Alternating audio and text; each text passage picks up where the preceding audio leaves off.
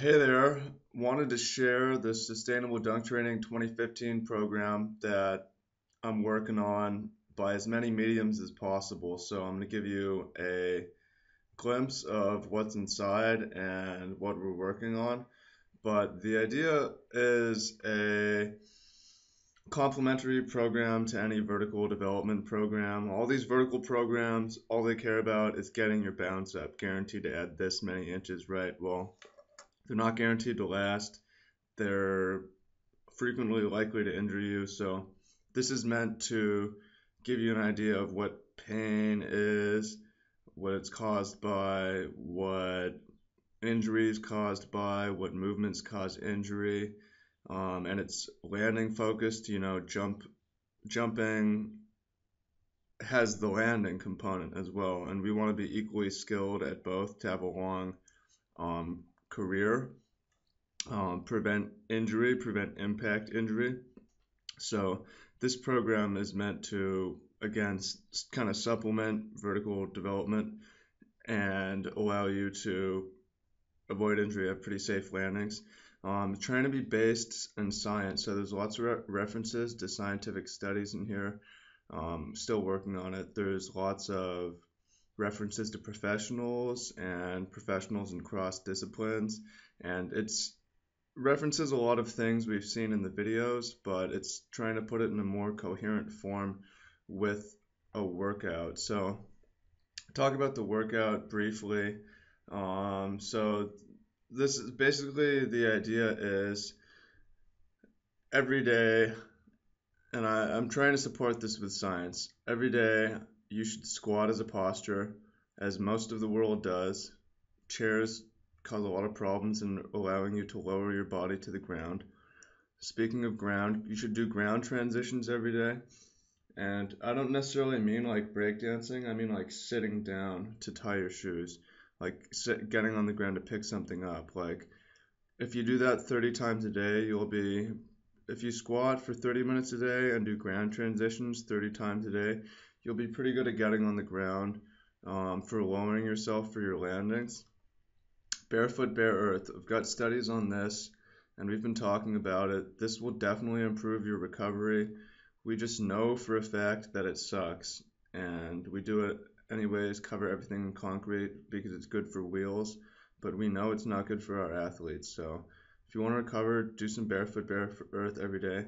Massage, working on the science of this, but you should massage yourself every day. Um, Pro athletes get their treatments, but if you're not a pro and you don't have your daily physical therapist, and you could wait for someone else to do it, but just do it for yourself. I mean myofascial release, but you can just use your hands and your thumbs. Explore your body and find the weak points. Find what hurts. Just there's a lot to be gained of information from massage, and I'll try to find some studies that show the benefits as well. Every day, think that you should drink water and that you should walk. Obviously, walking does a lot of good things. Human body's pretty well designed to walk. It's a way to circulate lymphatic fluid, in other words, to clear inflammation. So I'll try to include some science on that as well. And drinking water is just, I'll try to include a study that says drinking water is good for you, but we just know it's good for us, right? The combination of this contributes to a lean body, and we don't want excess body fat at all because in the force equals mass times acceleration equation of jumping or landing, the more force, the more work, the more potential for injury. So the lighter we are relative to our strength, the better. So every day, my recommendation is to do these things twice a week, um, and a lifting season, 4 to 8 months a year. You could lift year round, but it's probably better to take some time off. So basically, the idea here is to focus on lowers, not lifts, to focus on eccentric decelerations, as opposed to concentric accelerations, to focus on elongating the muscles through controlled lowering. So basically, the same things that are going to give you bounce, letting you accelerate, explode off the ground, The opposite of controlled, precise lowering, heavy weights will give us the ability to decelerate heavy forces on our landings pretty well. So you do heavy squats a couple times a week or less, depending on pain. Stop if you feel pain. You can do it more if you're really into, if you really enjoy lifting and lowering. You can do this through clean and jerks, the lowering portion. You can squat land your clean and jerks, and then pull downs and push downs are nice supplements for landings.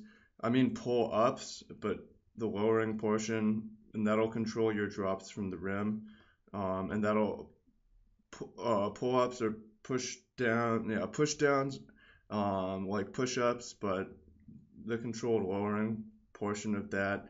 If you're landing on your front, that's really important for a cat landing.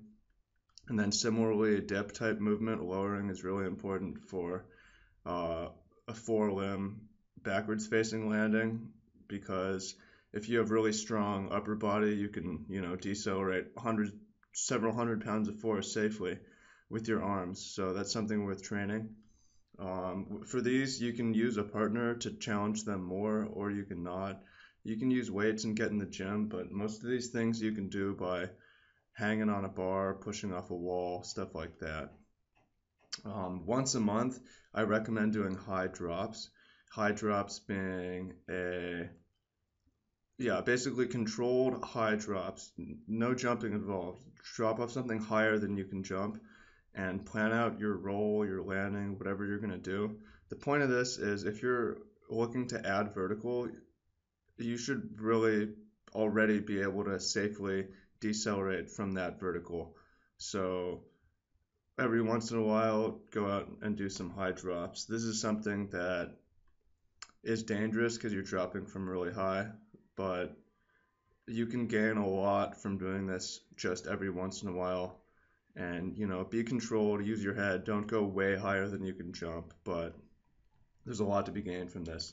And then maybe once a year, do something crazy to reward yourself. Don't do it all the time, though, like train for dunk contest, do some barefoot dunks, whatever motivates you to train.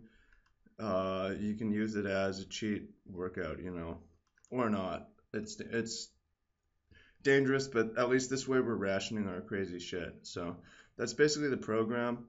If you have any questions about the specifics, let me know in the comments.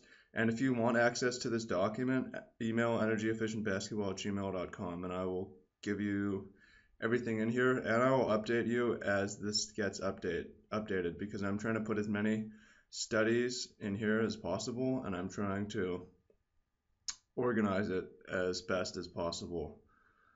So there's more information on this coming, but that's basically the program. It's free, and I can't guarantee anything, but it should help you have less pain and last longer as a dunker. So hope this helps, and I look forward to speaking soon. Peace.